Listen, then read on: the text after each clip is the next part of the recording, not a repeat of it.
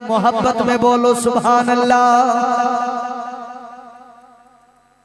हजरत इमाम अबू अली हयाती एक बहुत बड़े अल्लाह के वली गुजरे हैं, लेकिन हुजूर गौसे आजम के खलीफा हैं, मुरीद हैं।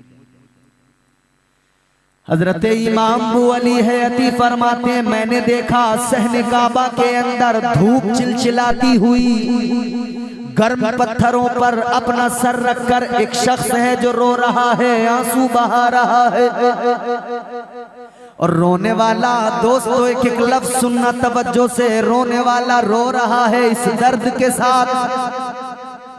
उसके रोने का आलम ये है, वो रो रो के अल्लाह की बारगाह में इल्तिजा कर रहा है। इल्तिजा क्या है? वो रोने वाला अल्लाह की बारगाह में अर्ज करता है, मौला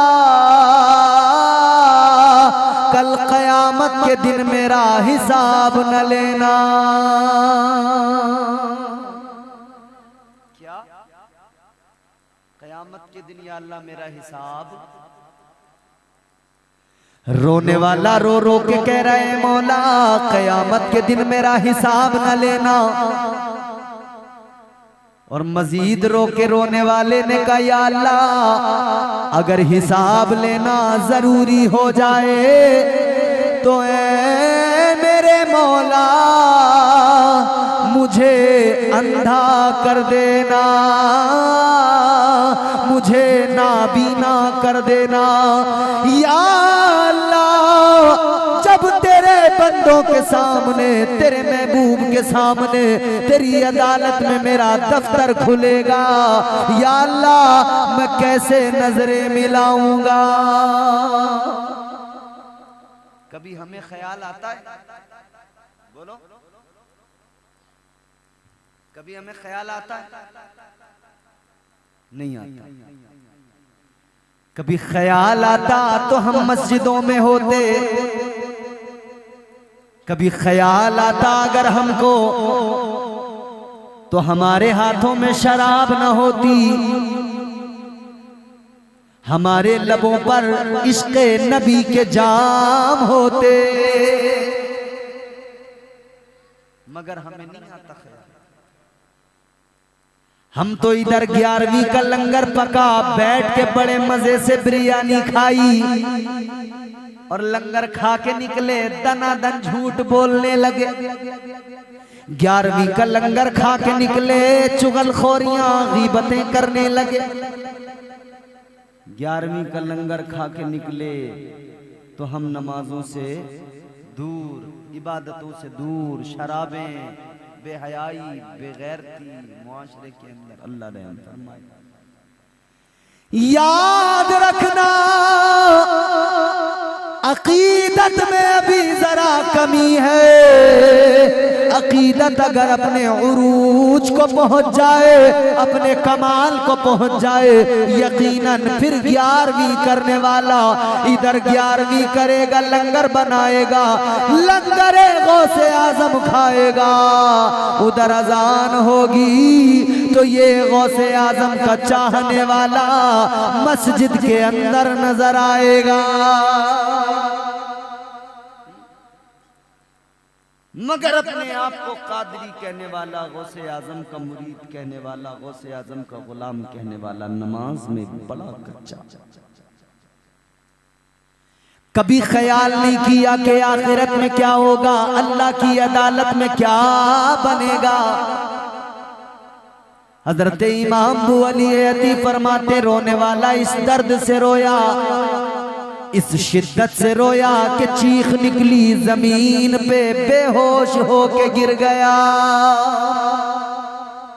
कहते मैं जल्दी आगे बढ़ा, मैंने सोचा अब कादरियों, गौसे आजम के गुलामों, एक जुमला बहुत तवज्जो से सुनना है और पूरी तकरीर का लुब्बे लुबाब समझ लेना उसे।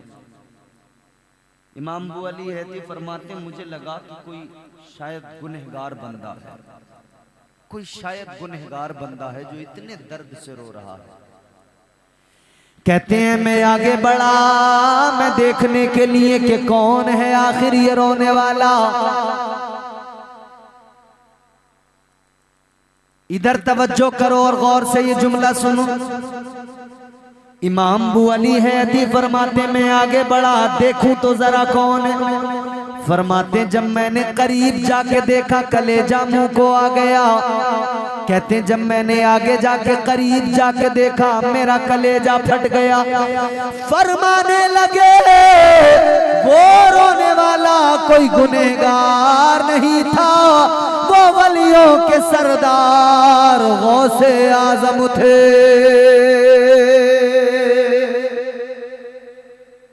गौसे आजम तो अल्लाह के खौफ से रोए और ये तरीकत की बातें करने वाला नमाजें छोड़ के बड़े अकड़ के सीना तान के कहता है हम तरीकत वाले हैं, हम नमाज छोड़ें कोई फिक्र की बात नहीं। गौसे आजम इतनी इबादतें, इतने सजदे, इतनी बंदगी के बावजूद भी रोते हैं। रो के कहते हैं या अल्लाह मेरा हिसाब न लेना क़यामत में। ये उनकी शान। और इधर अपने आप को तरीकत का बहुत बड़ा खिलाड़ी समझने वाला वो तरीकत का ऐसे गला दबाए कि शरीयत को तरीकत के साथ, शरीयत और तरीकत को जुदा करके नमाजों से दूरी बना ले, फिर कहे कि मुझे नमाज की जरूरत है। याद रहे अगर नमाज की जरूरत न होती तो मुस्तफा जाने रहमत को मेराज में अल्लाह ये तोहफा कभी अता न फरमाता।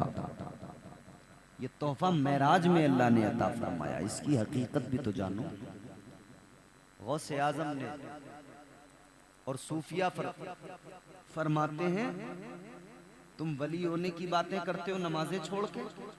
गौसे आजम सरकार फरमाते हैं, गौसे आजम सरकार की नमाजें देखो। और अच्छा सूफिया इकराम फरमाते हैं कि जिसने 3 दिन तक लगातार कंटिन्यू 3 दिन तक जिसने तहज्जुद छोड़ दी, सूफिया फरमाते हैं वो मनसबे विलायत से हटा दिया जाता है।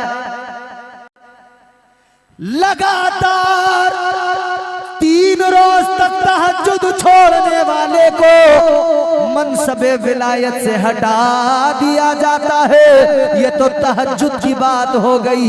यहाँ तो 5 नमाजें फर्ज और फर्ज छोड़ने वाला अपने आप को वली कहता है, पीर बताता है। इसे गैरत नहीं आती, शर्म नहीं आती।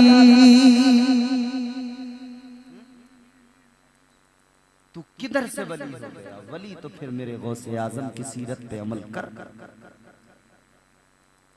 वली बनना इतना आसान भी नहीं है। मेरे गौसे आजम की शान अल्लाह ने बुलंद फरमाई है, वलियों का सरदार बनाया है। आप निराले शान निराली गौसे आजम जीलानी। आप निराले शान निराली गौसे आजम जीलानी। आप निराले शान निराली गौसे आजम जीलानी। भर दो मेरी झोली खाली गौसे आजम जीलानी। भर दो मेरी झोली खाली गौसे आजम। तो याद रहे अगर तुम गौसे आजम से मोहब्बत करते हो तो किसी भी हालत में नमाज से दूरी मत बनाना। हुजूर गौसे आजम नमाज में मसरूफ थे। शैतान बादल का सफेद टुकड़ा बन के आया और आके बोला अब्दुल कादिर मैं तुमसे राजी हो गया, मैं तुम्हारा खुदा हूं। शैतान बादल का टुकड़ा बन के आया, कहता है अब्दुल कादिर मैं तुम्हारा खुदा हूं, तुमसे राजी हो गया। अब मैं तुमसे खुश होके तुम पर मैं नमाजों को मुआफ कर रहा हूं। अब तुम पर नमाज मुआफ हो गई। शैतान कहता है सरकार गौसे आजम ने फौरन जैसे ये लफ्ज सुना फरमाने लगे, ला हौला वला कुव्वता इल्ला बिल्लाहिल अलिय्यिल अज़ीम। फरमाते हैं, शैतान दफा हो जा मरदूद, तू मुझे बहकाने आया है। सरकार गौसे आजम ने फरमाया, इमामुल अंबिया, ताजदारे मदीना, महबूबे खुदा, रब के महबूब, मगर अल्लाह ने उन पर नमाज मुआफ नहीं फरमाई। तो जब नबी पाक पर नमाज मुआफ नहीं, मैं तो उम्मती ठहरा, मुझ पे कैसे नमाज मुआफ हो सकती है।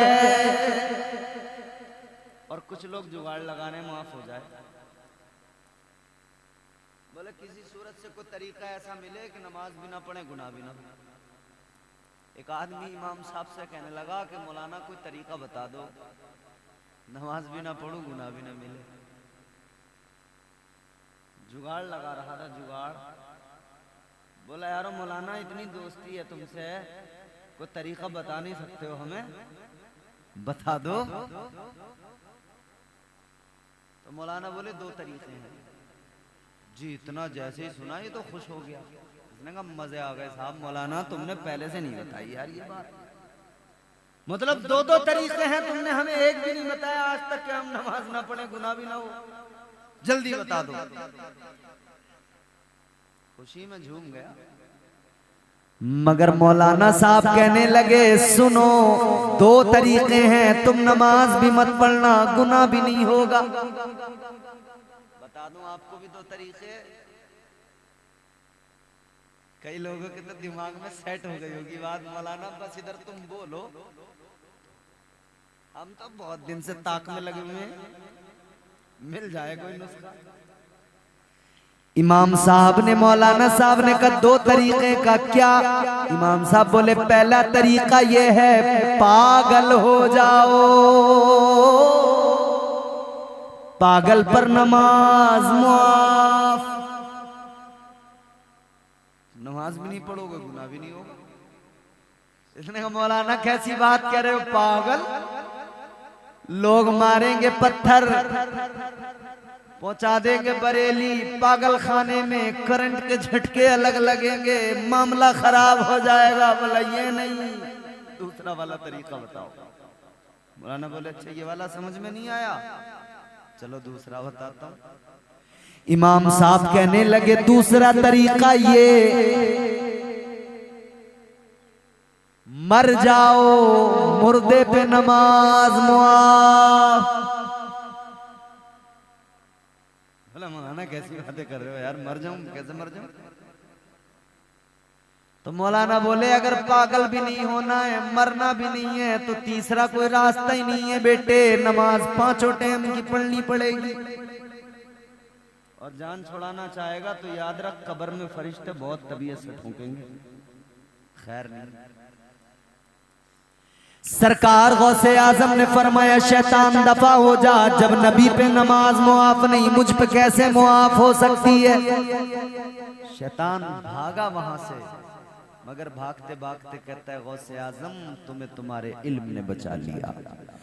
सरकार गौसे आजम ने फरमाया, मरदूद तू मुझे अब भी बहकाने की कोशिश कर रहा है। फरमाने लगे, सुन ले, मुझे मेरे इल्म ने नहीं बचाया, मुझे मेरे परवरदिगार ने बचाया है।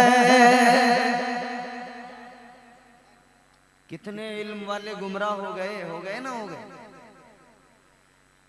याद रहे, परवरदिगार बचाता है, परवरदिगार की जात है। अल्लाह का खौफ दिल में रखो, वलियों से मोहब्बत है तो उनकी सीरत को अपनाओ, नमाजें पढ़ो, इबादत गुजार बन जाओ, दुनिया भी संवर जाएगी, आखिरत भी कामयाब हो जाएगी।